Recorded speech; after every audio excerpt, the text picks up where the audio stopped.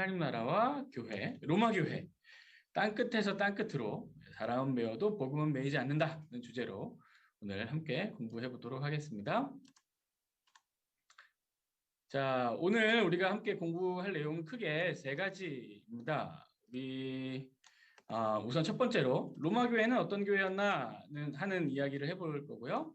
또 두 번째로는 이 로마에서 바울의 사역은 어떠했나 하는 내용을 또 우리가 함께 공부해 보려고 합니다. 그리고 마지막으로 로마 교회와 한국 교회, 그러니까 로마 교회를 통해서 그리고 로마에서 사역한 또 사도 바울의 모습을 통해서 우리 한국 교회는 어떤 교훈을 받을 수 있을까 하는 내용들 여러분들과 함께 나눠보도록 하겠습니다. 자, 그럼 본격적으로 내용에 들어가 보도록 하겠습니다. 우선 사도 바울에게 로마, 그리고 로마 교회는 어떤 의미가 있었을까라는 것부터 먼저 공부를 해보면 좋을 것 같아요. 이제 우리가 3차 전도 여행이라고 하죠. 3차 전도 여행을 마친 후에 예루살렘 교회에 가서 사도 바울은 선교의 현황들을 보고하게 됩니다. 그런데 여기서 사도 바울을 반대하는 유대인들을 만나서 그는 생명의 위협을 받게 되죠. 그 생명의 위협을 받게 되는 그 순간에 로마의 천부장이 급히 군대를 동원해가지고 이 사도 바울을 이렇게 구속하게 됩니다. 그리고 사도 바울은 그 구속된 채로, 체포된 채로 가이사랴 공회에서 이렇게 자신을 변론할 기회를 얻는데요. 이때 사도 바울은 자신이 로마 시민인 것을 주장하면서 자신이 로마로 가서 황제에게, 로마의 가이사에게 재판을 받을 수 있도록 요청을 하게 됩니다. 그리고 바울은 로마 시민의 권리를 앞세워서 가이사에 대한 재판을 요구하게 되고 그 재판을 요구한 것 때문에 바울은 황제 앞에 설 수 있는 기회를 얻게 됩니다. 그러니까 그가 그토록 원했던 로마로 가게 되는 것이죠. 그런 의미에서 사도 바울에게 이 로마, 그리고 이 로마 교회는 어떤 의미가 있을까? 이것을 먼저 우리가 공부해 보는 것은 아주 중요할 것 같습니다. 자, 그러면 우리 먼저 말씀을 한 구절 같이 한번 볼게요. 자, 로마서 1장 9절에서 10절 말씀인데요. 제가 새번역 성경 버전으로 한번 읽어보도록 하겠습니다. 나는 기도할 때마다 언제나 여러분을 생각하며 어떻게 해서든지 하나님의 뜻으로 여러분에게로 갈 수 있는 좋은 길이 열리기를 간구하고 있습니다. 예. 로마서 1장에 있는 말씀입니다. 그리고 말씀을 한 구절 더 볼까요? 네. 자, 로마서 15장 23절 그리고 24절입니다. 자, 여기 보시면 로마서 15장 23절 24절. 네. 그러나 이제는 이 지역에서 내가 일해야 할 곳이 더 없습니다. 여러 해 전부터 여러분에게 가기를 바라고 있었으므로 내가 스페인으로 갈 때 지나는 길에 여러분들을 만나보고 잠시 동안만이라도 여러분과 먼저 기쁨을 나누려고 합니다. 그 다음에 여러분의 후원을 얻어 그곳으로 가게 되기를 바랍니다. 라는 말씀이 또 있습니다. 자, 사도 바울이 직접 로마 교회를 향해 쓴 로마서에 다음과 같은 이런 말씀이 기록이 되어 있었다는 겁니다. 다시 한번 볼까요?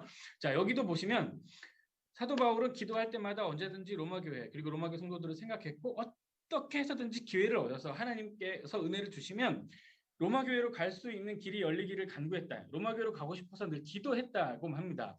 그리고 이제는 이 지역에서 내가 더 할 일이 없어서 이제는 여러분들이 있는 로마로 내가 가고 싶어 합니다라는 이야기를 하죠. 근데 특별히 그 사도 바울이 로마로 가고 싶어 하는 이유를 로마서 15장에서 더 상세하게 밝히는데요. 그것이 무엇이냐면 잠시 동안만이라도 여러분과 함께 먼저 기쁨을 나누고 그 후에 여러분의 후원을 얻어 그곳으로 가게 되기를 바랍니다. 이렇게 말합니다. 여기서 말하는 그곳은 위에 언급했죠. 내가 스페인으로 갈 때 여러분들을 잠시 만나보고 그러니까 스페인으로 로마 교회의 후원을 얻어 그곳에 가게 되기를 바란다고 사도 바울은 이야기를 했던 것입니다. 즉 사도 바울은 로마에 가기를 원했고 로마 교회 성도들을 만나고 싶었고 그들과 함께 영적인 교제를 나누고 싶었습니다. 왜냐하면 사도 바울의 마음속에는 그 스페인까지 예수 그리스도의 그 피 묻은 복음을 전하고자 하는 열망이 있었고 또 그런 계획을 그가 가지고 있었던 것이죠. 그러니까 이 스페인으로 선교 여행을 쭉 갈 때 이 로마 교회가 자신의 든든한 기도와 또 재정에 후원자가 되어주기를 바랬던 마음을 또 사도 바울이 가지고 있었던 것으로 보입니다. 예. 그래서 사도 바울이 로마로 가고 싶어 하는 마음을 계속 가졌던 것이죠. 자, 그러면 조금 더 구체적으로 로마 교회는 어떤 교회이고 어떤 교회이길래 사도 바울이 로마 교회를 그토록 가기를 원했을까 하는 내용도 우리가 좀 알아볼 필요가 있을 것 같아요. 자, 조금 더 상세하게 한번 알아보도록 하겠습니다. 자, 로마 교회 시작은 이러합니다. 자, 로마 교회 우선 로마 교회는 어떤 교회였냐면 이 사도 바울이 직접 로마 교회를 개척하거나 로마 교회를 목회했던 그런 교회는 아닙니다. 아마도 이 로마 교회는 오순절 마가의 다락방에 성령 강림 사건이 있었을 때 그때 이렇게 사도행전 2장의 기록을 참고해 보면 그때 로마에서 온 사람들이 있었거든요. 그러니까 그때 아마 오순절 강림 사건 때 강력한 성령의 임재와 능력을 경험했던 사람들 중에 로마에서 온 사람들이 있었고 그 로마에서 온 사람들이 그날 성령을 받고 성령의 감동을 입고 성령의 능력을 힘입어서 자신들이 원래 있었던 로마로 돌아가서 그 로마를 세웠던 것으로 보입니다. 실제로 뭐 사도 뭐 베드로도 로마에 간 기록이 없고요. 또 사도 바울도 주후 60년대 초나 돼서야 로마로 압송이 되고 또 특별히 로마서를 쓸 때에도 사도 바울이 로마에 간 적이 없기 때문에 이 로마 교회는 뭐 사도에 의해서 개척된 것이 아니라 그곳에 있었던 원래 있었던 사람에 의해서 이 교회가 시작될 것이었을 것이다 하고 추정하는 것이 많은 학자들의 의견입니다. 자, 또 이 말씀을 한번 보세요. 로마서 15장 19절인데요. 내가 예루살렘으로부터 두루 행하여 일루리곤까지 그리스도의 복음을 편만하게 전하였노라고 말합니다. 자, 우리 다음 지도를 보면서 한번 설명을 해볼게요. 자, 우리가 지금 사도 바울이 가고 싶어하는 로마는 여기 지도에 표시된 중간 윗부분에 있는 이곳입니다. 자, 사도 바울은 예루살렘에서 시작해서 조금 전에 우리가 읽은 사도행전 15장 19절 말씀에 의하면 일루리곤이라는 이 지역까지 복음을 두루두루 전했다고 얘기를 하죠. 이게 두루 전했다는 말이 이렇게 둥글게 전했다 이런 의미를 가지고 있거든요. 그러니까 사도 바울은 이 예루살렘, 여러분 지도를 한번 보세요. 이 화살표 표시가 된 예루살렘부터 로마 바로 옆에 있는 일루리곤이라는 이 지역까지 이렇게 두루 아주 둥글게 그러니까 이곳을 두루 다니면서 복음을 다 전했다는 것입니다. 실제로 사도 바울은 1차, 2차, 3차에 걸쳐서 이 지역, 그러니까 로마의 동쪽이죠. 이 로마의 동쪽 지역을 빠짐없이 다 두루두루 복음을 전했습니다. 이 복음을 전할 때 사도 바울은 조금도 게으름 피지 않았고요. 사도 바울은 진정으로 열심히 복음을 전했습니다. 그러니까 사도 바울은 하나님의 은혜를 얻어서 이 로마의 동편 지역은 모든 곳에 못을 두루 다니며 복음을 전하게 된 것입니다. 그래서 사도 바울은 이제 자신의 계획을 로마의 서편으로 옮기려고 하는 것입니다. 그러니까 로마의 동쪽은 하나님의 은혜를 얻어서 다 복음을 전했으니까 이제 로마의 서편, 그러니까 정말 땅끝이라고 얘기할 수 있는 스페인까지 건너가서 사도 바울은 복음을 전하려고 하는 것이죠. 그런 의미에 있어서 이 로마는 그 서편 선교, 그러니까 로마의 서쪽 선교, 스페인 땅끝 선교의 중심으로 삼을 만한 도시였습니다. 실제로 그냥 이 지도만 여러분 한번 딱 보세요. 이 지도만 딱 보시면 뭐 정확하게 정중앙은 아니더라도 로마를 기점으로 동쪽과 서쪽을 나눌 수도 있습니다. 그러니까 아마 그 당시를 살았던 사도 바울의 뭐 세계관이라고 이야기할 수 있을 것 같은데요.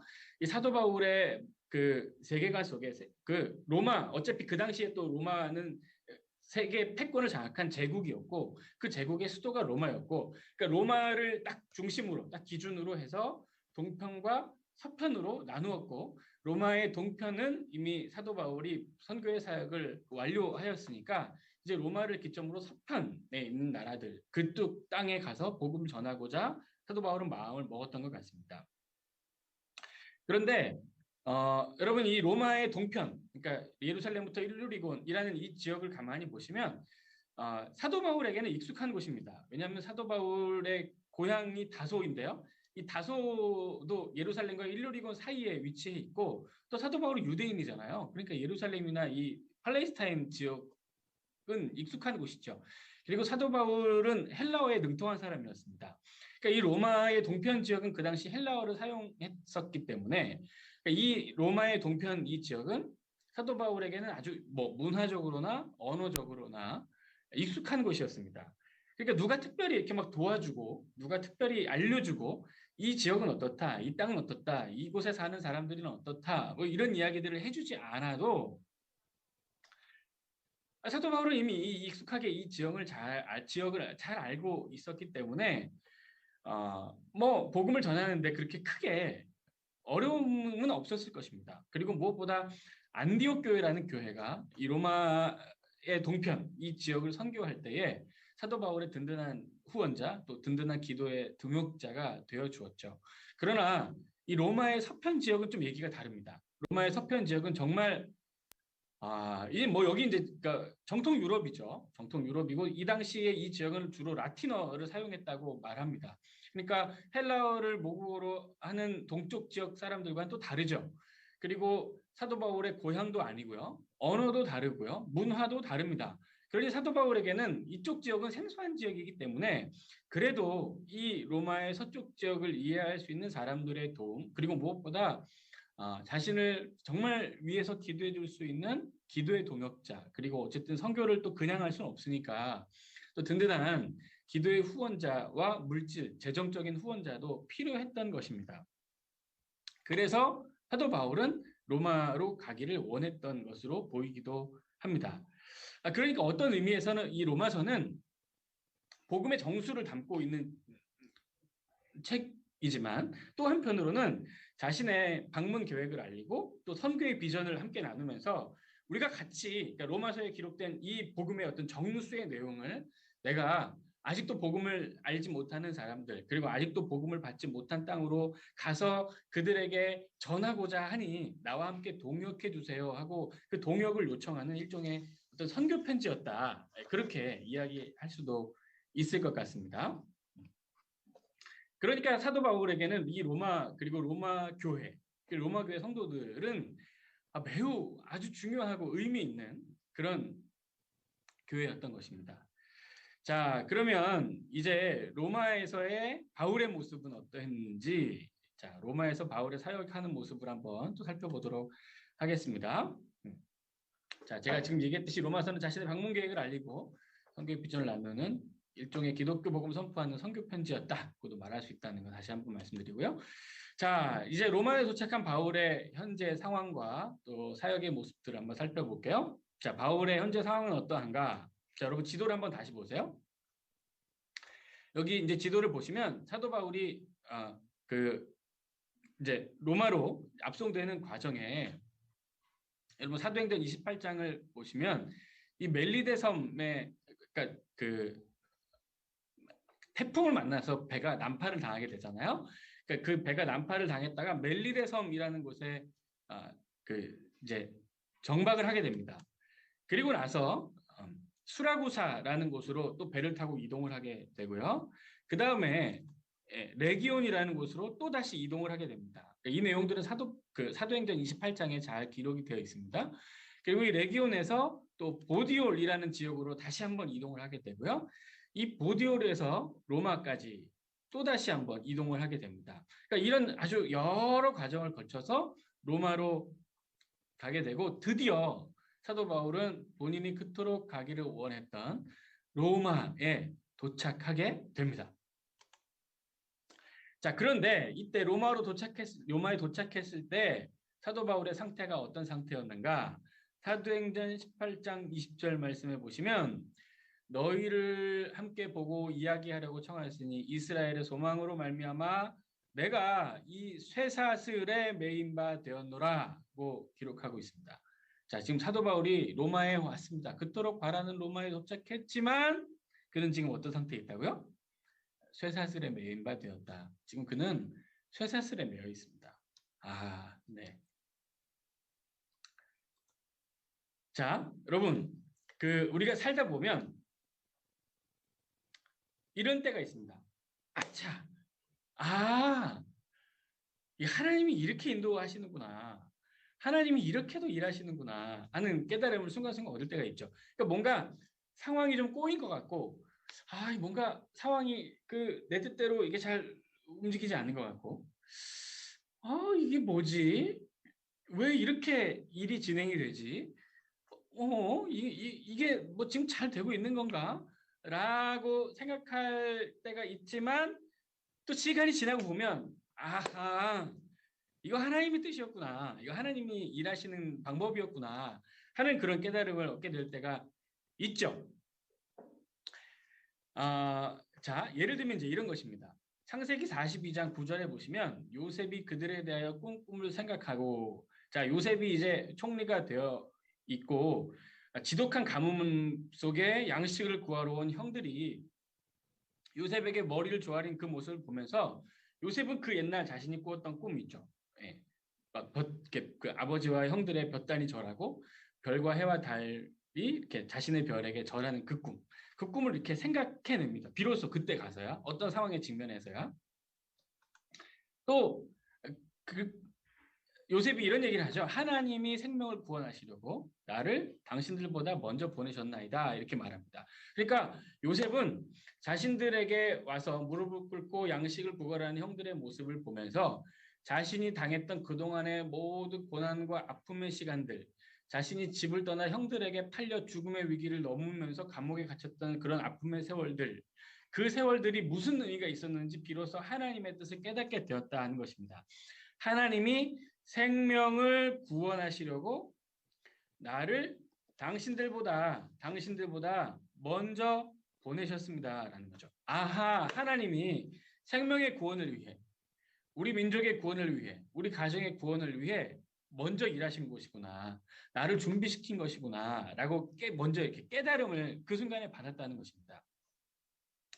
제가 이 얘기를 왜 하느냐면 여러분 사도 바울이 지금 그토록 고대하던 로마에 오게 되었습니다. 죄송합니다. 로마에 오게 되었는데 로마에 올 때 자유의 몸으로 진짜 두 손을 벌리고 뛰어다니면서 자유롭게 이렇게 오가면서 그렇게 복음을 전할 수 있는 기회를 얻었으면 얼마나 좋았겠습니까? 그런데 그렇지 않아요. 지금 사도 바울은 아까 좀 전에 우리가 사도행전 28장 20절 말씀 봤잖아요. 그는 지금 쇠사슬에 매여 있습니다. 쇠사슬에 매여 있습니다. 결박되어 있는 상태입니다. 그리고 자유인이 아니라 죄인의 신분, 재판을 받아야 하는 죄수의 신분으로 지금 로마에 도착해 있는 것이죠. 그러면 이거 뭐지? 내가 왜 이렇게 감옥에 갇히게 됐지? 내가 왜 수갑을 차고 있지? 내가 왜 쇠사슬에 매여 있지? 충분히 생각할 수 있습니다. 그러나 사도 바울은 이때 하나님이 이렇게도 나를 보내시는구나. 하나님이 이렇게 나를 통해 자신의 뜻을 성취해 가시는구나 라고 로마의 첫 발을 디디면서 분명히 생각을 했을 것입니다. 사도행전 23장 11절 말씀에 보면 여러분 이런 말씀이 있어요. 그날 밤에 주께서 바울 곁에 서서 이르시되 담대하라 내가 예루살렘에서 나의 일을 증언한 것 같이 로마에서도 증언하여야 하리라 하시니라. 이렇게 이런 말씀이 있어요. 자, 이 사도행전 23장에는 이 사도 바울이 유대인들의 위협을 받아서 생명의 위협을 느끼는 그런 장면이 기록이 되어 있어요. 그러니까 그날 밤에 하나님이 나타나셔서 담대하라 이렇게 얘기를 하셨다는 거예요. 그러니까 사도 바울은 그 마음속에 담대함이 이렇게 흔들리고 있었음을 우리는 짐작할 수 있죠. 워낙 자기를 죽이려는 사람들이 이렇게 기세가 등등 있고요. 실제로 사도행전 23장의 기록을 보면 그 유대인들 중에 40명의 사람들은 이 사도 바울을 죽이기 전에는 먹지도 마시지도 않겠다 이런 결의를 하기까지 했습니다. 그러니까 먹지도 마시지도 않겠다는 것은 그만큼 내가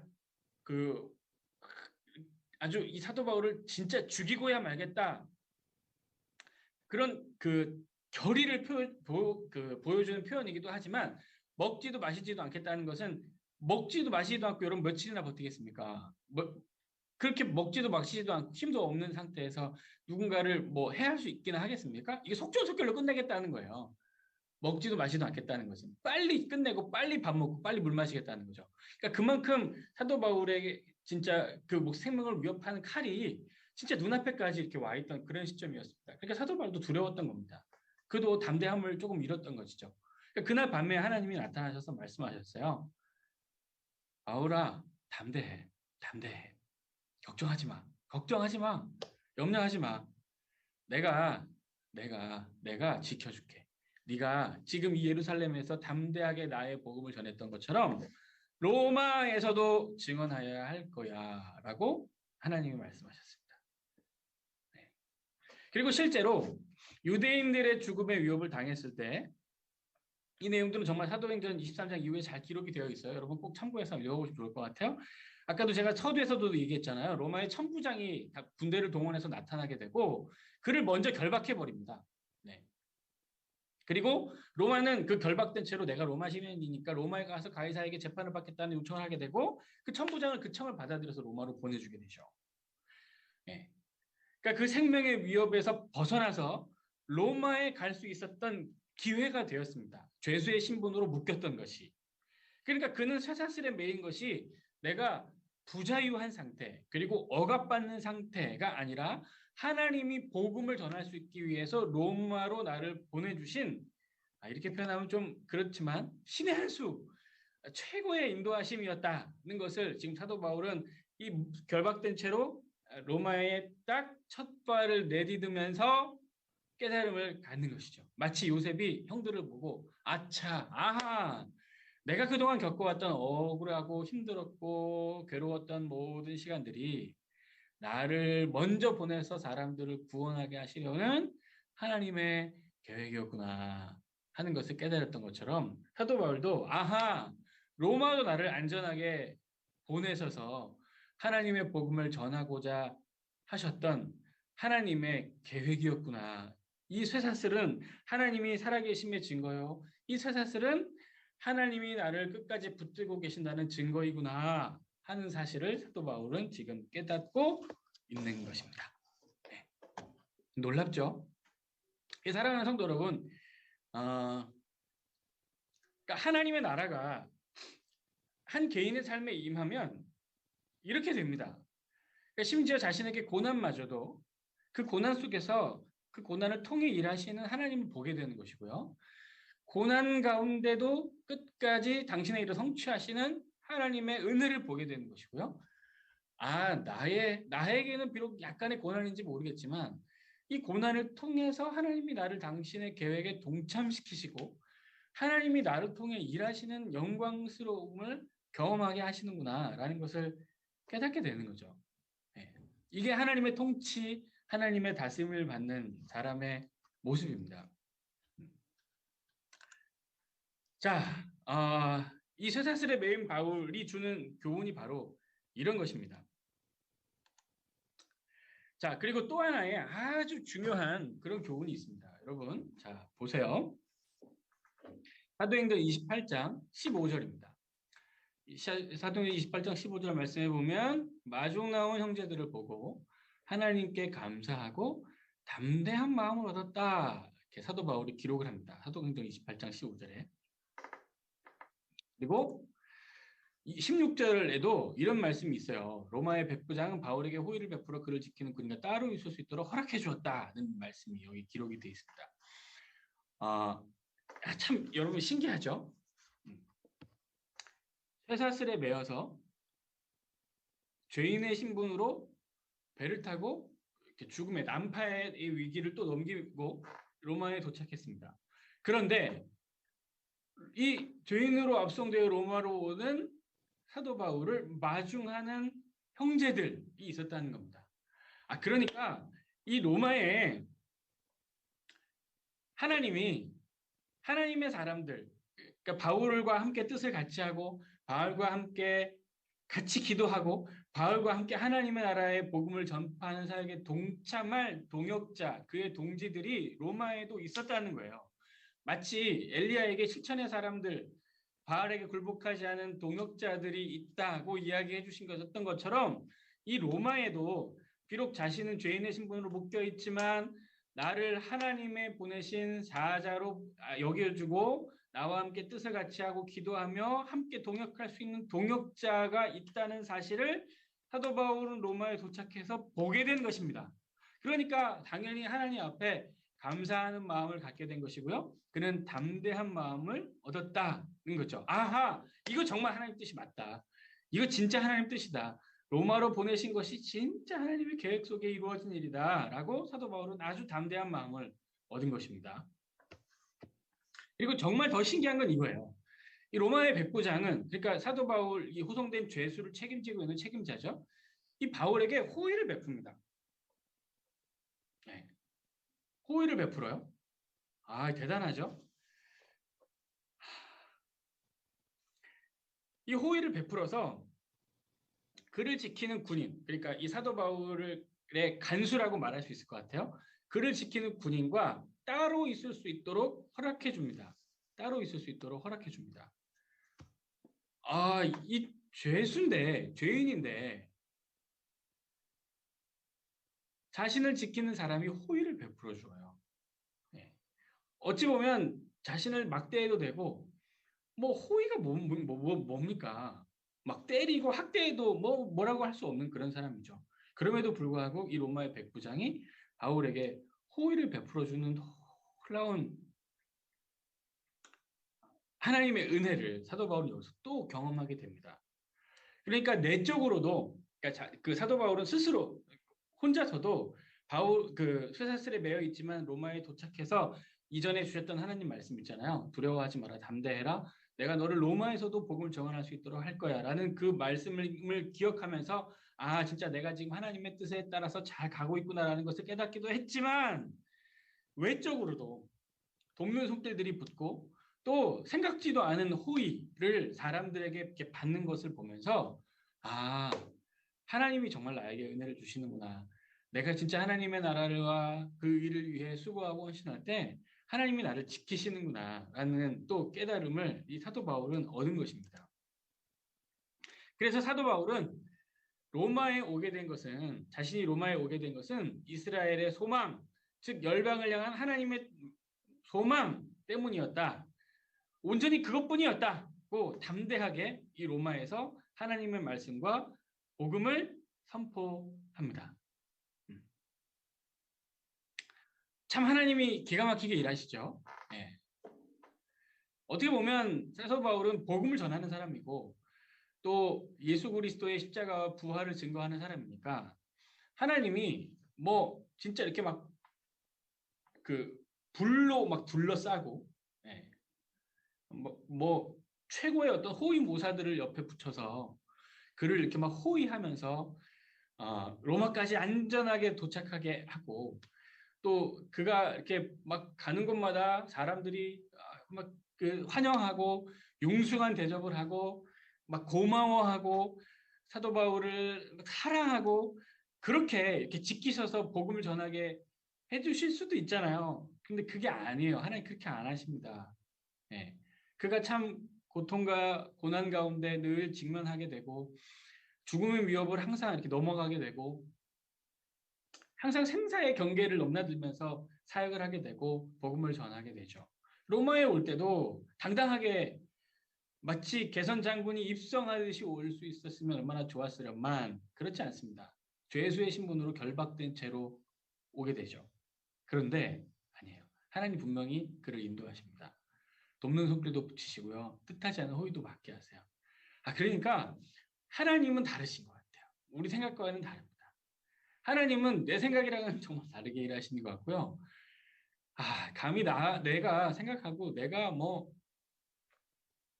짐작할 수 있는 하나님은 정말 아니신 것 같습니다. 네. 우리의 매임과 갇힘, 우리의 고난과 아픔마저도 하나님은 우리를 복음의 통로로 사용하시고 또 우리가 매이고 갇혀도 하나님의 말씀과 하나님의 복음은 절대로 매이지 않습니다. 자, 그 다음에 그러면 이제 바울은 로마에서 하루하루를 어떻게 살았는가 하는 내용을 한번 볼게요. 자, 사도행전 28장 23절 말씀을 보시면 바울이 아침부터 저녁까지 강론하여 하나님의 나라를 증언하고 모세의 율법과 선지자의 말을 가지고 예수에 대하여 권하더라 이렇게 기록되어 있습니다.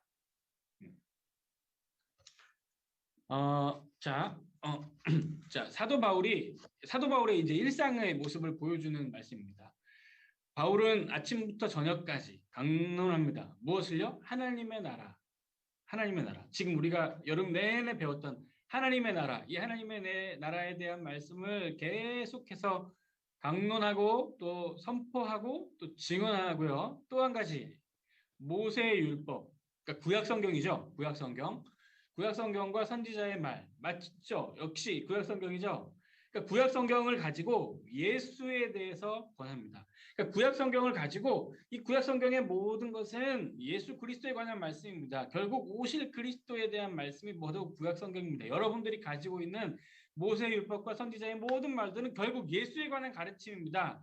그 예수가 우리의 구원자이십니다. 그 예수가 우리가 못 박아 죽인 십자가 위에서 달려 죽은 그 예수가 우리의 구원자입니다. 그러니 그 예수를 믿으세요라고 사도 바울은 권했던 것이죠. 아까 우리가 그 사도행전 28장 말씀 잠깐 봤잖아요. 사도 바울이 로마의 군인에게 자신을 담당하는 그 군인에게 호의를 얻어서 그를 지키는 군인과 따로 있을 수 있도록 허락해 주었다고 했죠. 사도 바울은 그 감옥에 갇히지 않았습니다. 그러니까 일종의 가택연금 상태로 간 것입니다. 그 기록을 찾아보면 여러 주석가들은 이 사도 바울이 그 갇히게 되어 있는 이 가택연금 이 상태가 이렇게 로마의 어떤 깊은 지하 감옥이 아니고 그 로마 군인들이 기거하는 그 로마 군인들의 막사 그 근처에 있는 어떤 집에 그 죄수를 전담해서 뭐라 그럴까요? 전담해서 보호하는, 관찰하는, 담당하는 그 간수 같은 군인 하나를 붙여놓고 그를 그 집에 계속 살게 하는 겁니다. 그 대신 나오지는 못하죠. 그리고 무엇보다 어쨌든 그는 죄수이기 때문에 쇠사슬로 그 손은 묶어 왔다고 합니다. 그러니까 사도 바울은 사실 로마의 깊은 지하 감옥에 갇혀 있지 않고 가택연금 상태로 쇠사슬에 매인 채로 묶여 있는 채로 그곳에서 지내게 된 거죠. 그러니까 사람들이 그러나 이 가택연금 상태는 완벽하게 감옥에 이렇게 수감되어 있는 것이 아니기 때문에 사람들이 찾아오면 만날 수도 있었다는 겁니다. 그러니까 진짜 하나님이 은혜를 베풀어 주신 거예요. 그러니까 사람들이 이제 그 로마에 도착했을 때 자신을 환영했던 형제들도 있었잖아요. 그러니까 그 형제들이 또 사도 바울에 관한 이야기들을 많이 이렇게 했던 것으로 보입니다. 그러니까 또 로마서에 보면 그 로마 교회 교인들도 있었겠죠. 그러니까 수많은 사람들이 이 사도 바울이 있는 가택연금되어 있는 그 집으로 이렇게 와서 하나님의 말씀을 이렇게 자꾸 청하는 것입니다. 그러니까 정말 계속해서 로마 교회 성도들 그리고 로마에 있는 또 유대인들 또 로마에 있는 이방인들과 계속해서 접촉하면서 하나님의 말씀, 하나님의 복음을 전파할 수 있는 기회를 지금 계속 얻게 되는 것이죠. 놀랍죠? 그러니까 죄수의 신분으로 와서도 감옥에 갇히고 수감 생활을 하게 됐으면 이런 기회는 없었을 텐데 하나님이 각별한 은혜를 주셔서 그를 집에 거하게 하셨고 복음을 전하는 그러나 쇠사슬에 갇혀 있는 전도자를 사람들로 하여금 보게 한 것이에요. 그러니까 사람들에게 사도 바울은 이 복음을 전할 때 쇠사슬에 매인 채로 복음을 전하고 구약 성경의 말씀을 풀어서 예수 그리스도에 대한 가르침을 사람들에게 주었던 것이죠. 그러니까 설교자가 이 전도자가 복음에 갇혀있는 이 쇠사슬에 갇혀있는 채로 자신들에게 복음을 전해요. 내가 이 쇠사슬에 매인 것은 예수 그리스도를 때문인데 조금도 부끄럽지도 않고 너무너무 자상스럽습니다. 사도 바울 또 얘기하잖아요. 내가 갇혀있는 거 내가 손에 쇠사슬에 매여 있는 거 말고는 다 당신들 나처럼 되기를 원한다고.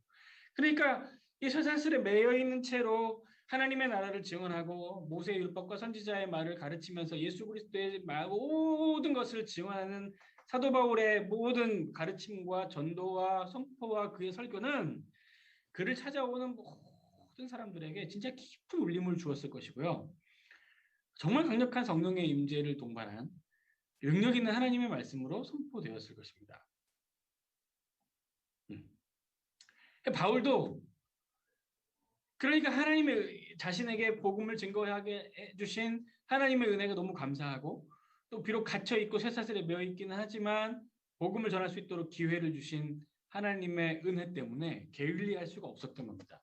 그래서 그는 아침부터 저녁까지 하나님의 말씀을 강론하고 가르칩니다. 아침부터 저녁까지 쉴 새 없이 눈을 떠서 자기 전까지 계속. 네.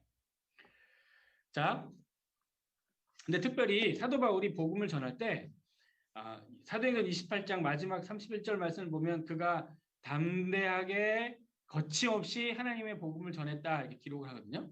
담대하게 거침없이. 자, 담대하다라는 말은 파르레시아라는 뜻인데요. 숨김없이 드러내놓고 이런 뜻입니다. 네. 숨김없이 드러내놓고 뭐를요? 복음을요. 하나님의 말씀을요. 구약 성경의 모든 가르침을요. 숨김없이 드러내놓고. 자, 이 말이 왜 중요하냐면 지금 사도 바울은 쇠사슬에 매여 있죠. 그가 왜 쇠사슬에 매여 있습니까? 복음을 전했기 때문입니다. 예수 그리스도를 가르쳤기 때문입니다. 구약 성경이 예수에 관한 책이라고 구약 성경이 말하는 모든 것이 바로 예수 그리스도시라고 그 예수가 구약 성경에 예언된 하나님이 보낼 메시아요 우리의 구원자라고 말했던 그 말 때문에 사도 바울은 갇혔고 매였고 죽을 뻔했고 로마에 왔고 지금도 쇠사슬에 매여 있습니다. 그 말 때문에. 그럼 말 조심해야죠. 그렇죠? 말 조심해야죠. 사도 바울이 드러내놓고 숨김없이 복음을 전한다는 것은 마치 그 재판장에서 피고인이 나는 죄가 없어요 라고 말하는 게 아니라 맞아요 내가 죄인이에요 내가 이렇게 죄를 지었어요 자신이 지은 모든 죄를 술술술술 스스로 자신에서 고백하는 것과 똑같습니다. 그러니까 사도 바울은 담대하게 숨겨놓고 없이 드러내놓고 복음을 전해요. 그러니까 여기서 우리가 알 수 있는 아주 중요한 교훈이 있습니다. 사도 바울은 죄인이 아닙니다. 죄인이 아닙니다. 예수 그리스도의 복음을 거절하는 사람들, 거부하는 사람들, 완악하고 완악하고 강팍한 몇몇의 사람들의 악한 꾀에 의해 지금 숨김 없이 복음을 드러내었다는 그 죄 때문에 억울하게 누명을 쓰고 쇠사슬에 매어 있을 뿐 그는 죄인이 아니에요. 그는 진리를 전하는 진정한 하나님의 사람이며 진정으로 하나님의 복음을 선포하고 진정으로 하나님의 나라를 전하며 진심으로 하나님을 사랑하고 진정으로 하나님을 귀히 여기는 하나님의 사람입니다. 그러니까 숨길 것도 없고 꺼내놓지 않을 게 없어요. 그냥 다.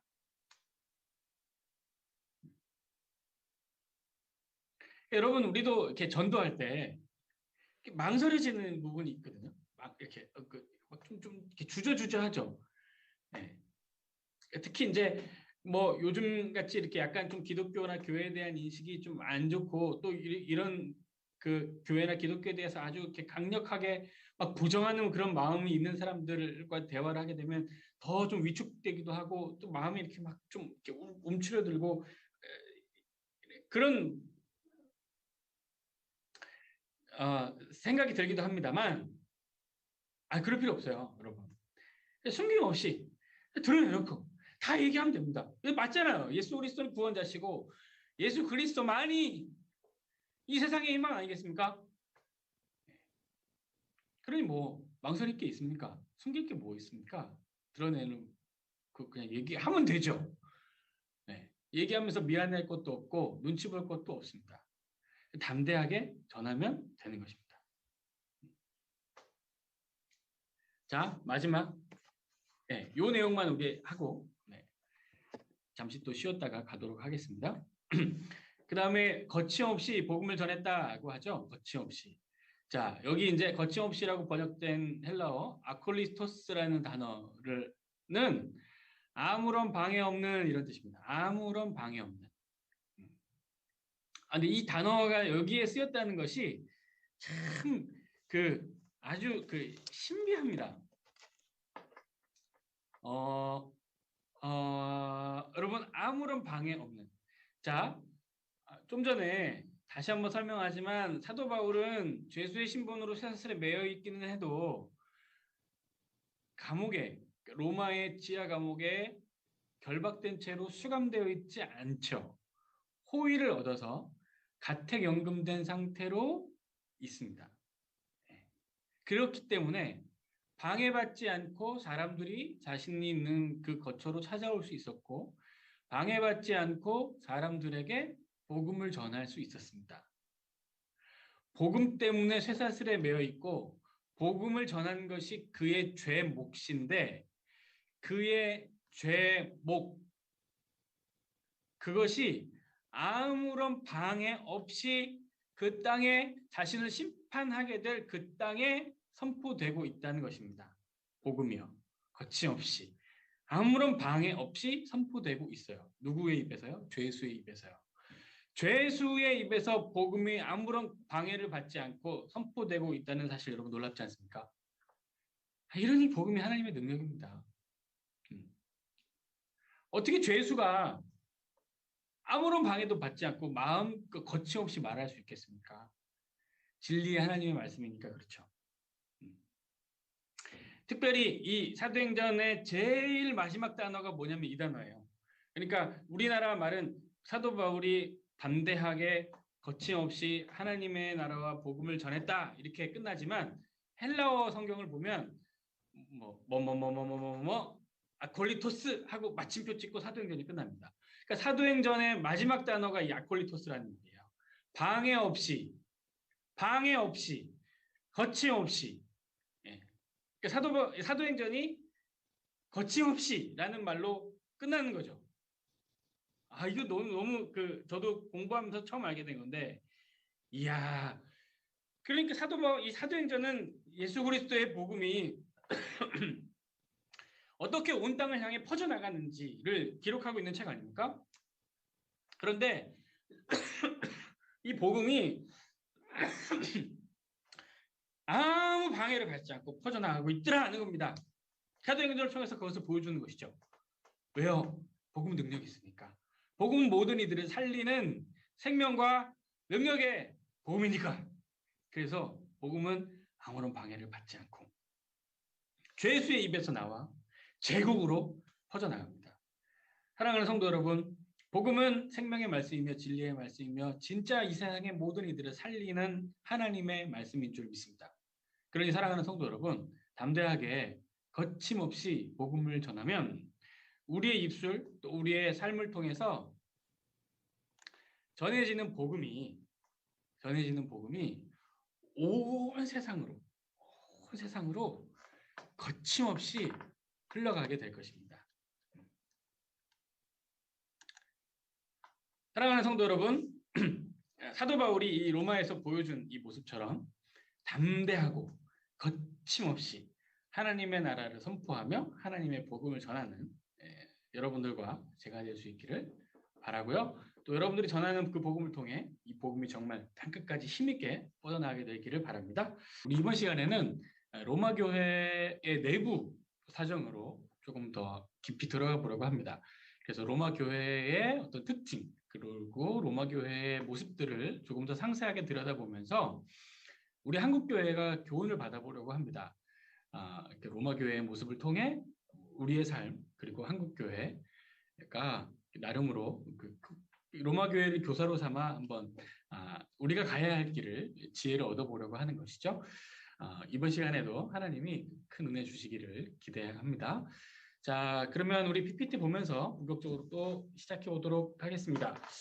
우선 지난 시간에 했던 거 마지막으로 한 번만 더 잠깐 복습하고 시작할게요. 자, 여기 이제 큰 나무가 있죠. 네. 여기 이제 큰 나무가 있는데 이 나무를 한번 보시면 여러분 뿌리가 아주 깊습니다. 그죠? 뿌리가 아주 깊고 줄기도 아주 굵고 그리고 무엇보다 가지가 이렇게 무성해서 그러니까 보면 그 아주 태양빛이 강렬하지만 그 바닥을 보면 거의 그늘이 다 드리워져 있습니다.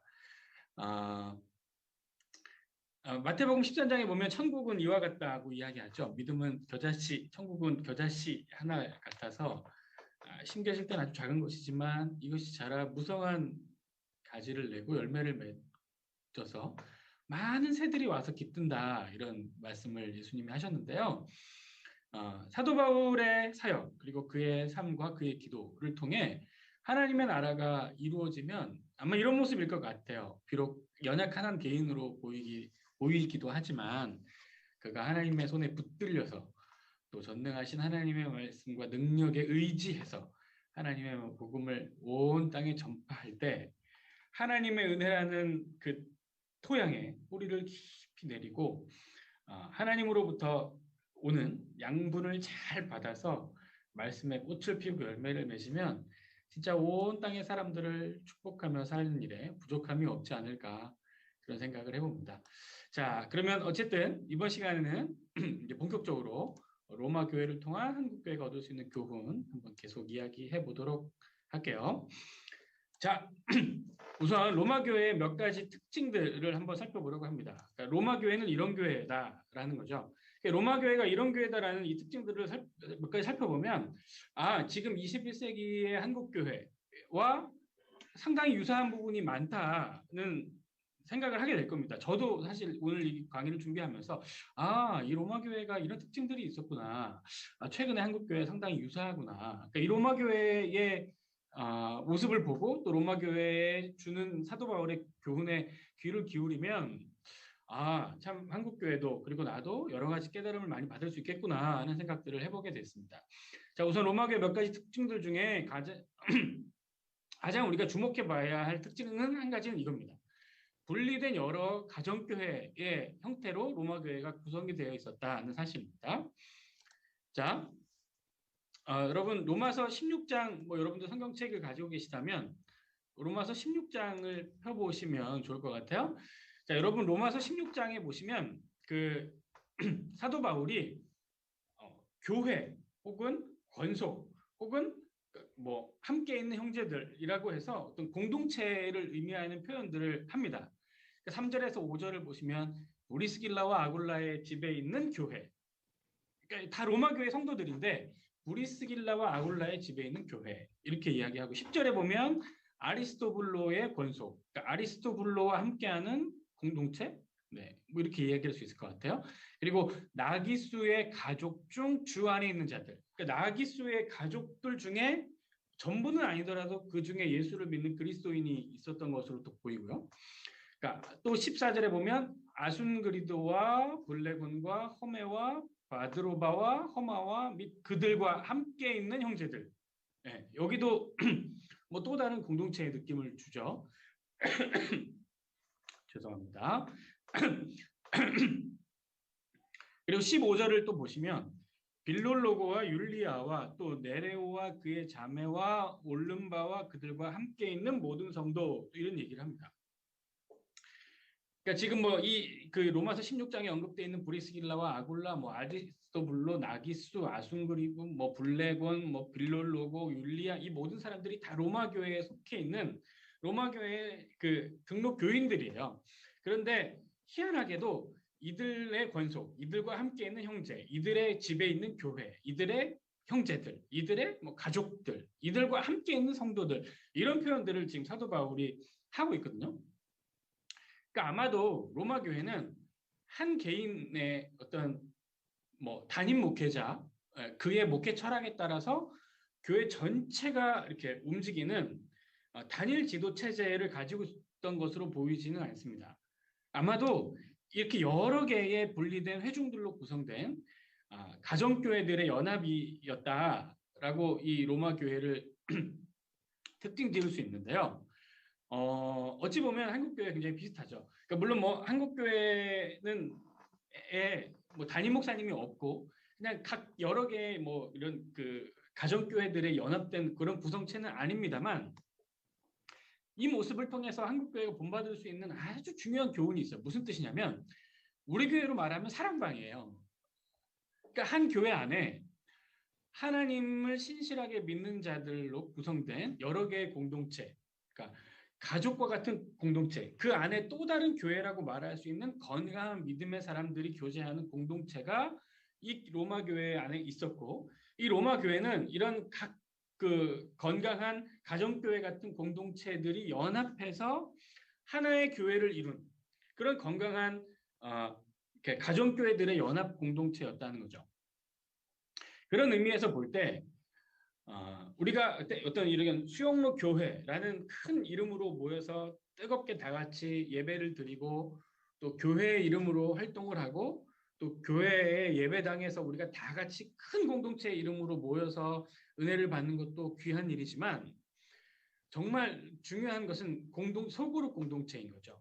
그러니까 우리 담임 목사님도 항상 강조하시잖아요. 그리고 더더욱 이런 팬데믹 상황 속에서는 이런 소그룹 공동체, 건강한 가정, 이 로마 교회라고 말한다면 건강한 가정교회 같은 이런 소수의 사람들이 구성되어 있는 이 공동체의 힘이 정말 무엇보다 절실하게 필요한 지금입니다. 지금 이제 그 코로나 단계가 4단계로 격상됨에 따라서 수도권은 지금 비대면 예배로 진행이 되고 있고 지금 부산의 경우도 4단계가 올라갔잖아요. 그래도 우리는 또 하나님의 은혜를 주셔서 어느 정도 인원은 모을 수 있는 기회가 있습니다만 정말 이렇게 온 교회가 모든 성도들이 한 공간에 이렇게 다 모여서 예배를 드릴 수 없을 때 모든 성도들이 함께 모여서 힘있게 예배하며 하나님을 찬송하고 영적인 어떤 에너지를 공급받을 수 없을 때 이 소수의 공동체, 그러니까 이 소그룹, 그러니까 이 사랑방의 힘이 너무 중요합니다. 그러니까 여러분 한 분 한 분이 속해 있는 이 사랑방 공동체가 정말 어떻게 보면 이 21세기 한국교회의 희망이고 한국교회의 대안이고 전 세계에 복음을 전파하고 온 열방에 하나님의 나라를 세울 수 있는 가장 강력한 힘일 수 있다는 것입니다.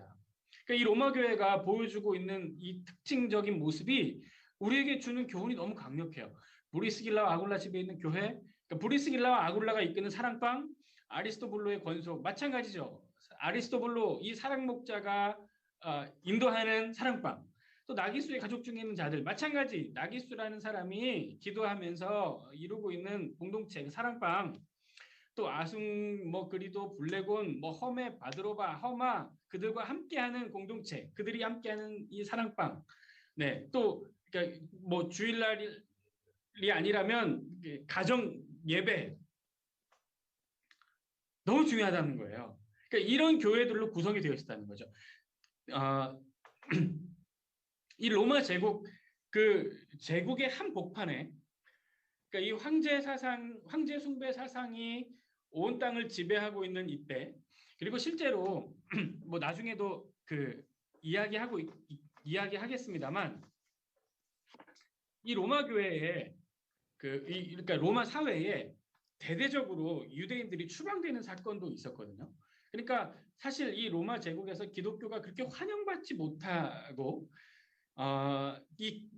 기독교는 사실 모여서 기도하는 것이 우리의 힘인데 오순절 마가의 다락방에도 함께 모여서 힘을 모아서 마음을 모아서 기도할 때 성령의 능력이 임했잖아요. 그러니까 이 로마 제국이 기독교인들, 이 그리스도인들이 모이는 것에 그다지 호의적인 세상, 호의적인 사회가 아니었음을 감안할 때 이 로마 교회가 이렇게 몇 개의 건강한 공동체들의 모임이었다는 사실이 주는 그 교훈은 너무너무 강력하죠. 여러분, 여러분들이 속해 있는 사랑방 그리고 여러분들 가정에서 신실하게 하나님을 잘 예배하셨으면 좋겠습니다. 정말 우리가 속해 있는 이 소그룹 공동체, 이 사랑방과 우리의 가정 예배 이것들이 진짜 이 시대에 이 한국 교회를 지탱할 수 있는 가장 강력한 힘일지도 모릅니다. 그래서 사랑하는 성도 여러분, 사랑방 식구들끼리 모여서 교제하는 일에 힘쓰셨으면 좋겠어요. 우리가 함께 다 이 예배당에 모이지 못할 때 사랑방 식구들은 모일 수 있잖아요. 그래도 4명까지는 우리가 모일 수 있으니까 낮에는 여러분 모이셔서 같이 기도하고 지금 뭐 모이는 것이 여의치 않을 때는 뭐 이렇게 온라인 상에서라도 꼭 정기적으로 여러분 교제하시고 말씀 나누시고 함께 기도하시면 좋을 것 같아요. 그러니까 이 사랑방이 함께 모여서 기도하던 힘이 또 우리가 같이 모일 수 있을 때에는 같이 모였을 때에는 더 큰 폭발력으로 작용하지 않겠습니까? 그러니까 여러분 사랑방 식구들을 귀히 여기시고 우리 이 어려운 때에 사랑방을 인도하시는 우리 목자님들도 더 좀 힘을 내주셨으면 좋겠습니다. 부탁드리고 싶어요. 우리가 지금 이때에 사랑방과 더불어서 함께 기도하는 일, 함께 은혜 받는 일은 한국 교회를 살리는 일이며 온 세계 열방에 복음을 전하는 일임에 분명합니다. 그리고 여러분 가정에서도 우리 가족들과 함께 또 가정 예배도 잘 드리시면 좋겠습니다. 우리 바이블론 프로젝트도 연초부터 계속 하고 있죠. 그러니까 식구들끼리 모여서 같이 성경 읽고 성경 통독하고 또 암송도 하고 하시면 좋겠고요. 또 매주 토요일마다 이따가도 우리 저녁 때 또 온라인을 통해서 방송이 되겠지만 가정 예배도 할 수 있도록 우리 교회에서도 여러분들을 돕잖아요. 그러니까 이런 프로그램들을 내 도움을 받으셔서 가정에서도 예배를 잘 드리시면 좋을 것 같아요. 예. 이 로마라는 결코 기독교에 호의적이지 않았던 세상, 결코 호의적이지 않았던 이 사회에 세워져 있는 이 교회는 소그룹으로 여러 개의 건강한 소그룹 공동체가 가정교회의 형태로 건재하면서 소수로 모여서 은혜 받으며 말씀을 나누며 떡을 떼며 교제하며 사랑하며 봉사하며 그리스도의 시스라 사람들로 세워지면서 함께 또 로마 교회라는 교회를 세웠던 그런 교회였다. 이 로마 교회가 우리에게 주는 교훈은 참 큰 것 같습니다. 그리고 여러분 다시 한번 부탁드리지만 여러분들이 속해 있는 공동체, 여러분 교우, 특별히 사랑방, 진짜 귀히 여기시고 계속 모이시면서 예배 드리시고 말씀 나누시고 기도하시면 좋겠고요. 여러분들 가정에서도 계속 예배 잘 드리시면 좋겠습니다. 자, 로마교회의 또 하나의 특징이 있습니다. 또 로마교회의 또 하나의 중요한 특징은 무엇이냐면 여성 리더십이 돋보였다는 거예요. 자, 이 로마서 16장에 사도 바울이 그 자신의 신실한 동역자로 선포하는 사람들 중에 사람들이 총 26명인데요. 이 중에 17명은 남자고 9명은 여자입니다. 그런데 여기 한번 보세요. 베베라는 사람, 겐그리아의 교회의 일꾼, 브리스가라고도 하죠. 또 동역자라고 표현했고요. 마리아, 많이 수고한 여인, 유니아, 나와 함께한 포로된 동료, 두루베나, 두루보사, 버시, 여기 주 안에서 수고한 자매들, 또 루포의 어머니, 내 어머니 같은 분, 네레오와 그 자매, 바울의 동역자들 이렇게 소개합니다. 그러니까 9명이 이제 여성인데요. 여기 보시면 마리아, 특별히 두루베나, 두루보사, 버시, 그러니까 마리아, 두루베나, 두루보사, 버시 이 4명의 사람들에게는 사도 바울이 수고했다는 표현을 합니다. 수고했다. 사실 이 표현은 남자들에게는 사도 바울이 쓰질 않았습니다. 로마서 16장에서 오직 여성들에게만 썼고요. 이 수고했다는 이 표현은 자신이 내가 이렇게 수고하고 헐벗었다. 그러니까 사도 바울이 생명의 위협을 무릅쓰고도 복음을 신실하게 전했다는 자신의 사역을 설명할 때 쓰는 표현과 동일하거든요. 단어와 동일하거든요. 그러니까 이 사도 바울이 인정할 만큼 진짜 죽을 힘을 다해서 최선을 다해서 교회를 위해 복음을 위해 하나님을 위해 힘썼다는 겁니다. 이 마리아, 두루베나, 두루보사, 버시라는 이 4명의 여성들은요. 남성들에게 쓰지 않은 정말 수고했다는 표현을 여성에게 쓰면서 사도 바울이 이 여성 동역자들의 위상을 한껏 이렇게 높여주고 있습니다. 그러니까 이 로마 교회는 그 어떤 교회보다도 여성의 리더십이 돋보였고 특별히 여성들의 교회 참여가 활발했고 무엇보다 여성들이 더 헌신적으로 하나님과 교회를 위해 수고했음을 알 수 있습니다. 제가 이 로마 교회의 특징을 지금 이야기하는 것은 무엇이냐면 한국 교회가 이 여성의 리더십을 본받아야 된다 그런 뜻이 아니고요. 이미 한국 교회는 남성들보다 여성들이 훨씬 많습니다. 그리고 사실 많은 경우 우리 여성분들의 헌신이 두드러지는 게 사실이죠. 그러니까 이 로마교회 여성의 리더십을 본받아야 된다 그런 의미가 아니고요. 자, 이 당시 그러니까 지금 사회를 얘기하는 것이 아닙니다. 여러분 오해 없으시기를 바라요. 그러니까 이 당시 로마 제국에서 여성의 지위가 여성이라는 존재가 지금 같지 않았습니다. 그러니까 여성은 철저하게 그냥 수동적인 존재였고 여성은 정말 어떤 수단과 도구에 불과한 그런 그 어떻게 보면 아주 뭐 그냥 나쁜 취급을 받았던 세상 그런 사회였던 거죠. 그러나 로마 교회는 그렇지 않았습니다. 예.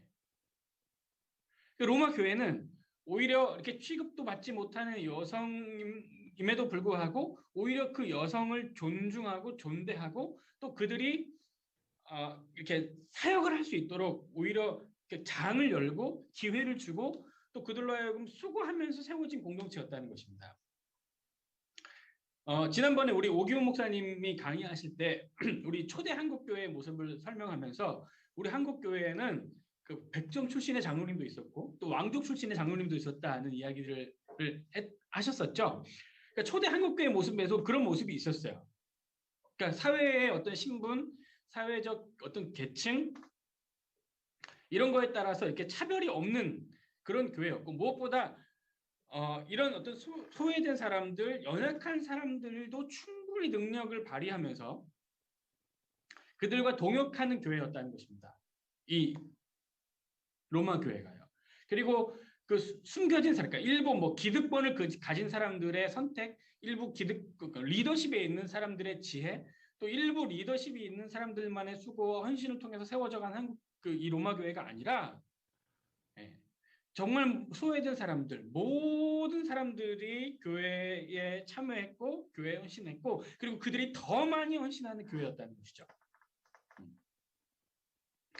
그런 의미에서 우리 한국교회도 참 본받을 만합니다. 한국교회 역시 이런 로마교회 같은 은혜가 있으면 좋겠어요. 그러니까 소수의 어떤 목회자, 소수의 리더십을 가진 어떤 뭐 담임 목사님, 뭐 그런 목회자 또는 뭐 목자들만의 헌신과 수고에 의해서 이렇게 이끌어가고 세워져가는 그런 교회가 아니라 진짜 모든 이들의 수고, 보이지 않는 섬김, 보이지 않는 이들의 진짜 뭐라 그럴까요? 진짜 말로 다 할 수 없는 아름다운 헌신과 소망들 때문에 세워져가는 교회이길 바라는 것입니다. 근데 정말 우리 수원호 교회는 너무너무 감사한 것이 진짜 보이지 않는 분들의 수고, 보이지 않는 분들의 헌신이 너무 많은 것 같습니다. 예. 여러분 주일날 이제 이렇게 교회 예배드리러 오실 때 한번 보세요. 여러분 이 땡볕에 여러분들 그 우리의 예배를 돕기 위해서 주차 안내하시는 분들, 또 예배 뭐 자리 안내하시는 분들, 또 QR 코드 이렇게 그 컴퓨터 앞에 앉으셔서 계속 그 확인하시는 분들, 또 청소하시는 분들, 또 이 와중에 또 우리 아이들 섬기신다고 고생하시는 어떤 교사들, 뭐 찬양대, 또 이래저래 봉사하고 수고하시는 분들이 너무 많고요. 그분들이 진짜 여기 이렇게 기록된 여인들에게 이렇게 쓴 수식처럼 많이 수고하십니다. 많이. 너무 많이. 그러니까 여러분 그런 분들 이렇게 보시면 교회 오실 때 이렇게 봉사하시는 분들 있잖아요. 특별히 이렇게 차 타고 오시면 주차 안내하시는 분들에게 이렇게 꼭 창문 이렇게 내리고 아유 수고 많으십니다. 아유 너무 고생 많으십니다. 너무 감사합니다. 인사해 주시고요. 예배당에 오시면서도 또 안내하시는 분들 이렇게 보시면 고맙습니다. 수고해 주셔서 감사합니다. 너무너무 애쓰십니다. 이렇게 인사도 하시고 격려해 주시면 너무 좋을 것 같아요. 정말 그런 분들의 수고 신으로 인해 우리 교회가 세워져 가고 있고요. 한국 교회가 세워져 가고 있습니다. 그리고 더 많은 분들이 이런 많은 수고에 동참해 주셨으면 좋겠어요. 예, 동참해 주셨으면 좋겠습니다. 그렇게 세워져 가는 우리 송로교회 또 그런 한국 교회가 되기를 또 진심으로 바랍니다. 자, 여기 로마 교회 또 하나의 특징이 있습니다. 여기 사회 구성의 신분인데요. 네. 로마 교회의 사회적 신분입니다. 자, 로마서에 기록된 여러 이름들 중에 암블리아, 헤로디온, 두루베나, 두루보사, 버시, 네레오는 노예이거나 노예에서 해방된 이들일 가능성이 크다는 것이 학자들의 공통된 의견입니다. 또 마리아, 유니아, 율리아는 해방된 여성이거나 노예로부터 해방된 이의 후손이라고 추측하는 것이 많은 학자들의 공통된 의견입니다. 그러니까 뭐 확실하게 이겁니다라고 말하기는 그렇지만 거의 뭐 사실로 받아들여지는 그런 연구 결과라는 것이죠. 또 이제 로마서 16장 10절 또 11절 보시면 아리스토블로와 나기수에 속한 사람들, 그러니까 이 사람들은 그 아마 노예들을 지칭하는 표현일 것이다 하는 것도 역시나 공통된 학자들의 의견입니다. 그러니까 사도 바울이 이 노예들에게도 문안하고 있음을 볼 때 이 초기 기독교 공동체, 이 로마 교회는 상당수가 노예이거나 노예에서 이제 막 해방된 사람들, 또 해방된 여성들, 또 노예의 후손들, 해방된 노예의 후손들이라고 추측해 볼 수 있는 것이죠. 그러니까 이 로마 교회에는 노예와 같은 비천한 신분의 사람들도 많이 있었다는 겁니다. 그러나 전혀 문제될 것이 없이 그리스도의 복음 안에서 함께 어우러지며 함께 사랑하며 함께 교제했던 공동체였다는 것이죠. 아까도 얘기했지만 지난번에 우리 오경 목사님 강의하신 것처럼 우리 초기 한국교회도 마찬가지죠. 백정 출신의 장로님도 왕족 출신의 장로님도 함께 하는 것이 전혀 문제 없었던, 무리 없었던 그런 공동체 교회입니다. 사실 이 세상에 있는 어떤 공동체도 이런 모임이 불가능합니다. 거의 소득 수준 또는 직업에 따라서 만나는 사람들이 비슷한 것이 사실이죠. 뭐 어떤 뭐 비싼 식당에 간다. 그럼 그 식당에 있는 사람은 소위 부자들입니다. 많은 돈을 벌지 못하는 사람들은 돈이 없으니까 갈 수가 없어요. 그러니까 그런 식당에서 만약에 모임을 한다? 그러면 그 정도 식사는 아무렇지 않게 돈을 쓸 수 있는 부자들의 모임인 것이죠. 그리고 뭐 가난한 사람들이 이용하는 뭐 그런 식당, 또 그런 사람들이 있는 곳에 굳이 부자들이 오지도 않습니다. 또 마찬가지죠. 뭐 어떤 아파트는 아주 뭐 철저한 보안을 유지하면서 진짜 이렇게 신분이 확인이 되지 않으면 들어갈 수도 없는 그런 아파트도 있고요. 또 어떤 동네는 막 다닥다닥 붙어 있는 따닥따닥 막 집들이 이렇게 붙어 있는 경우도 있죠. 그러니까 이렇게 보통은 지금 우리가 살고 있는 이 세상은 거의 소득 수준, 생활 수준에 따라서 이 삶의 영역이 이렇게 정해지고 거의 이렇게 그냥 비슷한 사람들끼리만 만나게 됩니다. 그게 사실이죠. 그러나 그 모든 것을 초월하는 곳이 있습니다. 교회죠. 우리가 함께 드리는 예배당 그 안에 부자도 있고 가난한 사람도 있습니다.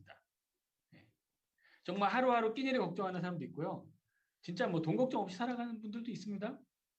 그 모든 사람들이 한 공간에서 한 분이신 하나님을 예배합니다. 그리고 가난한 자도 부한 자도 서로 사랑하고 서로 존중하고 서로 귀히 여기며 서로가 형제 자매요 가족이라는 마음을 가지고 서로 아끼고 서로 위하며 서로 기도해주는 공동체. 어떻게 보면 천국이죠. 그 천국이 바로 교회입니다. 이런 공동체 이 지구상에 교회밖에 없습니다. 그러니까 세상의 희망이 교회죠.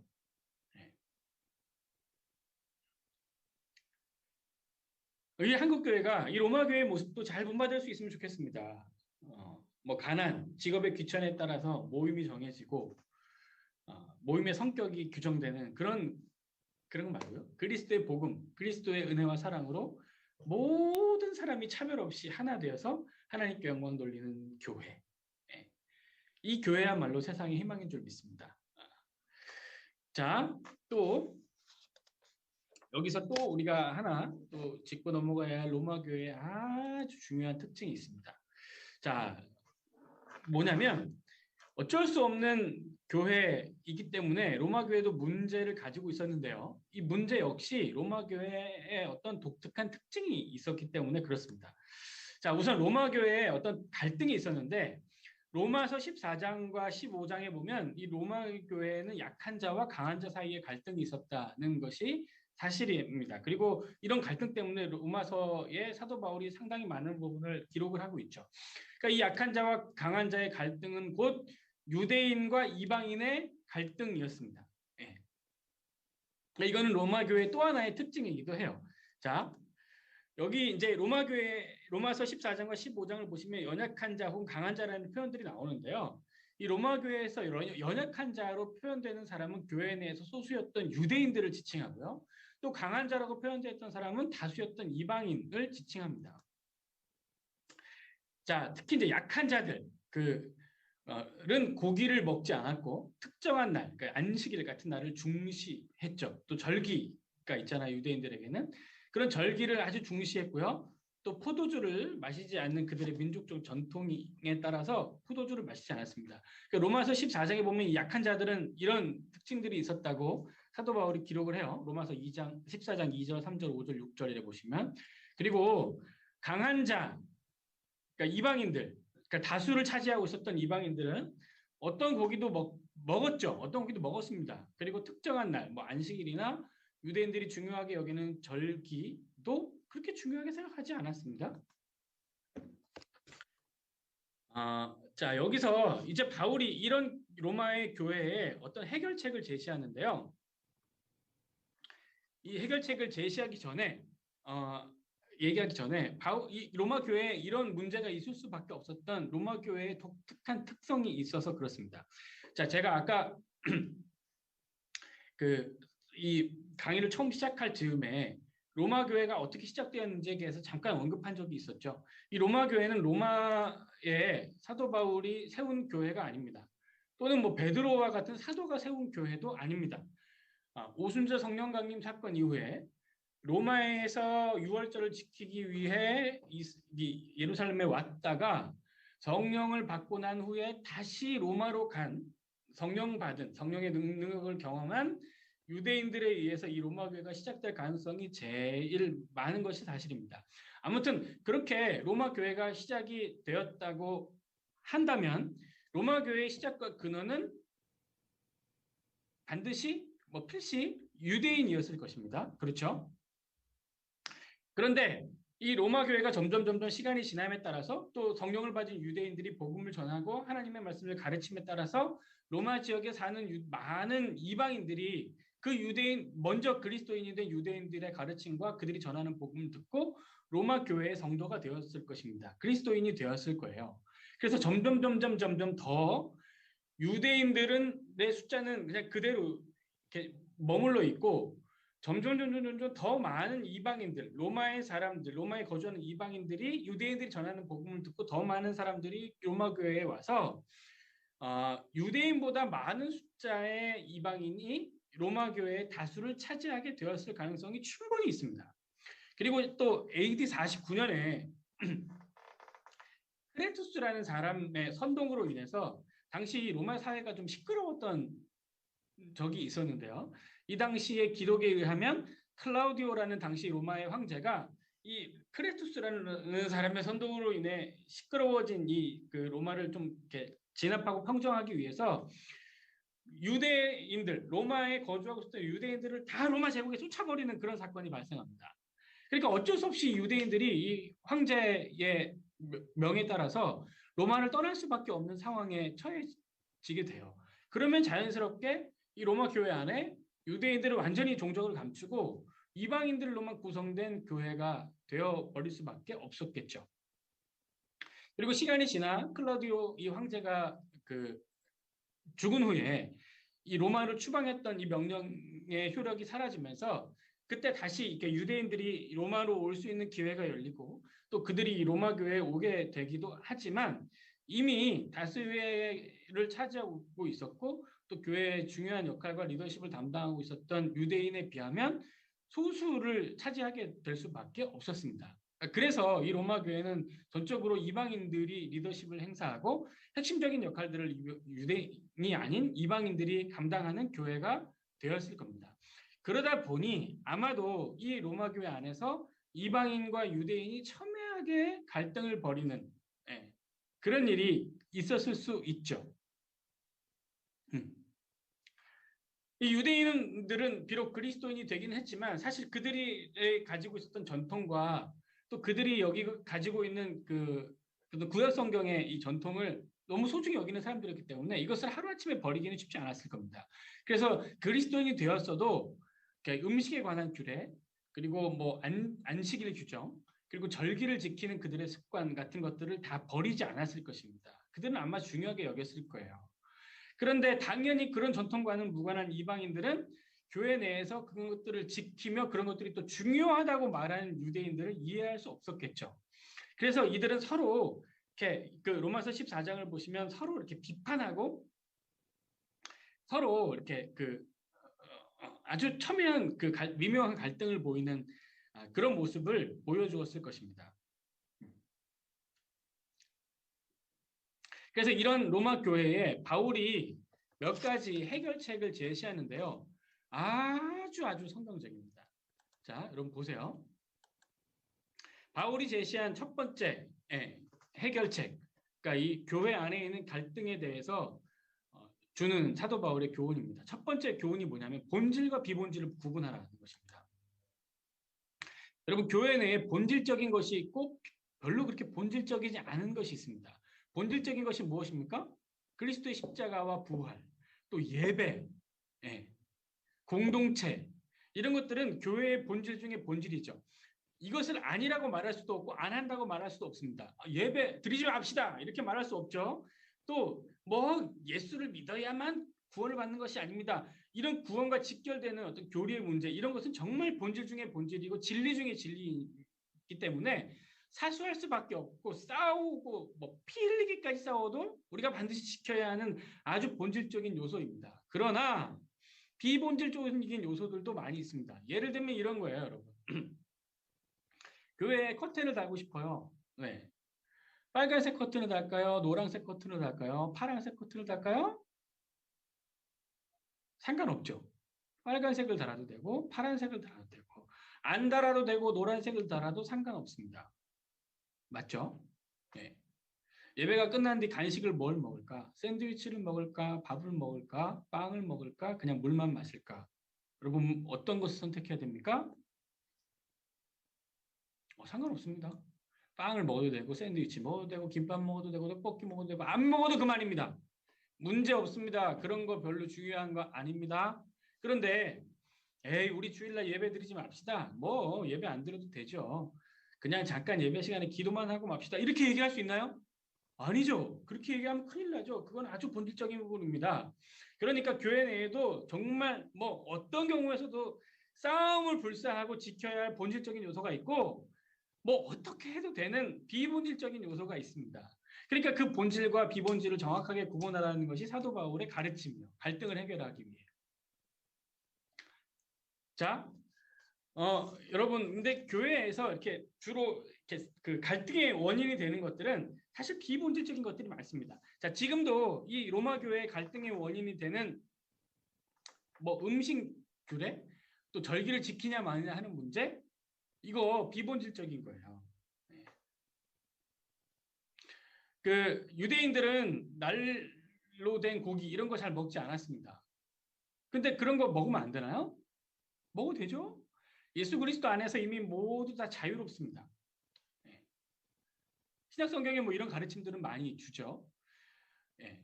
그리고 절기 때 예루살렘으로 무조건 가야만 합니까? 유대인들에게는 그것이 중요할 수 있지만 이방인들에게는 그것이 중요하지 않습니다. 그리고 안 가도 예수 그리스도의 복음을 믿고 구원받아 하나님의 자녀가 되는 일에는 전혀 지장이 없죠. 이것은 유대인과 이방인의 문화, 그리고 관습, 그리고 그들의 어떤 민족, 그러니까 그들의 어떠함에 대한 그 이해의 부족, 배려의 부족에서 오는 갈등이지 진짜 교회의 어떤 본질을 구성하는 것에 대한 싸움은 아니었습니다. 그러니까 이건 충분히 양보할 수 있는 거예요. 아니 안식일을 안 지켜? 너는 어떻게 예수를 믿는다면 안식일을 안 지킨다고 말할 수 있어? 이렇게 얘기할 필요가 없는 거죠. 아니 안식일을 뭐하러 지켜? 아유, 너는 왜 아직도 이렇게 고리타분해? 이렇게 말할 이유가 없는 거예요. 그럴 수도 있고 안 그럴 수도 있는 거죠. 그리고 그런 문화에서 길들여진 사람이니까 얼마든지 이렇게 생각하는 거 무리가 아닙니다. 이해하고 넘어갈 수 있는 부분이에요. 네. 그러니까 비본질과 본질을 분명히 구분하는 지혜가 있는 것은 갈등을 해결할 수 있는 가장 중요한 요소가 될 것입니다. 그러니까 본질과 비본질을 반드시 잘 구분할 수 있어야 됩니다. 그럼 본질은 무엇이냐? 구원과 직결되는 거. 절대로 포기할 수 없는 기독교의 가치, 예배, 기도 이런 것들이고요. 교회의 부수적인 거 있잖아요. 아까도 얘기했듯이 제가 커튼을 뭘 달든지 간식을 뭘 먹든지 아무 상관없습니다. 이게 아무 상관없는 것인지 진짜 상관없는 것인지 잘 구분해야죠. 네. 지금도 한국 교회 안에 여러 가지 갈등을 있는 교회들이 많이 있는데요. 대부분의 갈등들 다 비본질적인 것입니다. 얼마든지 이해하고 넘어갈 수 있는 부분들이에요. 그러니까 여러분들 그냥 이해하고 넘어가시면 됩니다. 네, 굳이 본질적이지 않은 것 같고 우리가 싸울 필요는 없을 것 같아요. 자, 그 다음에 사도 바울이 두 번째 주는 교훈이 뭐냐면 판단 중지, 비판 금지입니다. 자, 로마서 14장 4절에 이런 말씀이 있어요. 남의 하인을 비판하는 너는 누구냐? 그가 서 있는 것이나 넘어지는 것이 자기 주인에게 있음에 그가 세움을 받으리니 이는 그를 세우신 권능이 주께 있습니다. 이게 무슨 뜻이냐면 남의 하인이라는 표현이 지칭하는 게 누구냐면 유대인, 이방인 둘 다입니다. 네. 그러니까 유대인도 이방인도 이 교회를 세우는 주체들로 세우신 이가 누구냐? 주님, 권능의 주님이시라는 얘기예요. 네. 이방인을 세우신 분도 주님, 유대인을 세우신 분도 주님이시라는 건데 감히 하나님이 세운 사람들을 향해서 손가락질을 하는 너희는 누구냐? 감히 너희가 어떻게 하나님이 사랑하는 사람들에 대해서 손가락질하며 그들을 비판할 수 있느냐고 얘기하는 거죠. 그러니까 절대로 어떤 경우에도 갈등이 존재할 수는 있지만 그 갈등의 당사자들을 향해서 손가락질을 하며 비판을 하고 욕을 하고 그들을 폄하하거나 그들의 명예를 훼손하거나 저 사람들을 향해 어떤 저주의 말을 퍼붓거나 하는 그런 것들을 중지하라는 것입니다. 그러니까 그러니까 어떤 나와 갈등이 있고 생각이 달라서 불편할 수는 있어요. 불편할 수는 있어요. 불편할 수는 있잖아요. 얼마든지 불편할 수 있죠. 나와는 다르니까. 나와는 다른 얘기를 하니까 마음이 불편할 수도 있고 부대낄 수도 있는데 불편하고 부대낀다고 해서 너 틀렸다, 너 잘못됐다. 그래서 손가락질을 하면서 저 사람을 비판하는 것까지 나가는 것은 문제가 된다는 것입니다. 하나님이 그것을 방지하라고 금지하라고 얘기하는 거예요. 그럼 다시 한번 말씀드립니다. 뭔가 어떤 교회 내에서 공동체 안에서 뭐 사랑방 안에서든지 불편한 사항에 직면할 수 있습니다. 나와 맞지 않는 의견 들으면 불편하죠. 뭐 속상할 수도 있고요. 불편할 수 있어요. 그렇다 그래서 나와 반대하는 사람들에게 손가락질을 하고 나를 반대하는 사람, 나와 맞지 않는 사람, 나를 부대끼게 만든 사람에게 욕하거나 그들과 이렇게 척을 지는 그런 행동을 하면 안 됩니다. 그것은 그를 세우신 주님을 향해 비판의 손가락질을 하는 것과 같기 때문입니다. 네. 그래서 여러분 갈등할 수는 있어요. 갈등이 있을 수 있어요. 있을 수 있죠. 우리가 다 사람인데. 사람 사는 세상인데요. 불편한 게 없을 수 있나요? 없을 수 없죠. 그러나 불편하고 부대낀다고 해서 손가락질까지 하면 안 됩니다. 절대 그러시면 안 돼요. 네. 너 틀렸어. 너 그렇게 말하면 안 돼. 당신 그렇게 말하는 건 잘못이야. 어떻게 그런 얘기를 할 수가 있어. 그런 건 잘못된 거야. 라고 비판하시고 판단하시면 안 됩니다. 그것은 하나님을 욕하는 일입니다. 그러시면 안 돼요. 불편해도 부대껴도 판단하거나 비판하시는 일은 중지하셔야 됩니다. 안 됩니다. 거기까지 가시면 안 돼요. 네. 자, 사도 바울이 주는 세 번째 해결책은 무엇인가? 이거야말로 궁극적인 해결책이죠. 그리스도를 본받으라 하는 것입니다. 그리스도를 본받으라. 자, 로마서 15장 5절 말씀. 너희로 그리스도 예수를 본받아 서로 뜻이 같게 하여 주사 이런 말씀을 사도 바울이 합니다. 너희로 유대인이든 이방인이든 로마 교회의 모든 성도들로 하여금 그리스도 예수를 본받아 서로 뜻이 같게 하여 주사. 그리스도 예수를 본받아 뜻이 같게. 이것이 궁극적인 해결책입니다. 모든 100가지면 100가지 문제의 해결책 예수 그리스도를 본받는 것입니다. 예수 그리스도를 본받아 서로 받고 서로 수용하고 서로 이해하고 서로 사랑하는 것. 이것이 모든 갈등의 궁극적인 해결책이죠. 예. 여러분 사도 바울은 빌립보서에서도 동일하게 이야기를 했습니다. 너희 안에 이 마음을 품으라. 어떤 마음이요? 그리스도 예수의 마음이니 그는 근본 하나님의 본체시나 하나님과 동등됨을 취할 것으로 여기지 아니하시고 오히려 종의 형체를 입어 사람들 가운데로 오셨다고 말합니다. 자, 예수님은 하나님과 동일한 분이세요. 그냥 하나님이십니다. 그런데 그런 그분이 인간의 몸을 입고 가장 비천한 상태로 오셔서 오히려 인간의 손에 의해 죽으셨다는 거예요. 우리를 사랑하셔서. 그러니까 우리는 그런 예수 그리스도를 믿고 그 예수 그리스도의 가르침을 따라 그를 본받아 살겠다고 결단하고 다짐한 사람들이니까 이렇게 갈등이 있을 때 예수 그리스도를 생각하라는 겁니다. 죽기까지 우리를 위해 모든 것을 내어주셨던 예수님. 그리고 그 예수님의 마음과 그 삶을 본받으라는 것이죠. 그러면 내가 불편하고 마음이 힘들어서 손가락질을 하고 싶은 사람이 있을 때 손가락질 받아 마땅한 죽어 마땅한 나를 위해서도 생명을 버리시고 나를 살리신 예수님을 생각하면 손가락질 하고 싶은 마음과 실제로 누군가를 향해 있는 이 손가락이 접혀서 들어가게 될 것이라는 겁니다. 그리고 한 단계 더 나아가 오히려 그를 사랑하고 그를 존중하고 그를 이해하고 그를 받아들이고 그를 위해 축복하며 기도할 수 있게 될 거라는 거죠. 즉 사도 바울은 로마 교회가 그가 선포한 하나님의 복음, 그가 선포한 예수 그리스도에 관한 모든 지식으로 충만해서 인간의 모든 연약함을 뛰어넘어 갈등을 이렇게 봉합하는 정도가 아니라 어떤 높은 담도 없고 어떤 허물도 없고 어떤 허물도 용서가 되고 어떤 사람도 다 사랑하며 그 사랑의 힘으로 교회를 세워 그 그리스도의 사랑과 은혜를 만방에 전파해서 하나님의 나라를 세우기를 원했던 것입니다. 서로 받으며 서로를 기쁘게 하는 것이야말로 하나님께 영광을 올리고 있는 것이죠. 그래서 사도 바울은 예수 그리스도 그 복음으로 말미암아 연합한 믿음과 사랑의 공동체가 되는 것이 이 로마 교회를 향한 비전이었던 것입니다. 그리고 비단 이것은 로마 교회를 향한 사도 바울의 마음만은 아니었습니다. 예수 그리스도께서 우리를 향해 가지고 계시는 마음과 동일합니다. 사랑하는 우리 모든 수영로교회 성도 여러분, 사도 바울이 로마 교회를 통해서 꿈꿨던 하나님 나라의 비전을 보세요.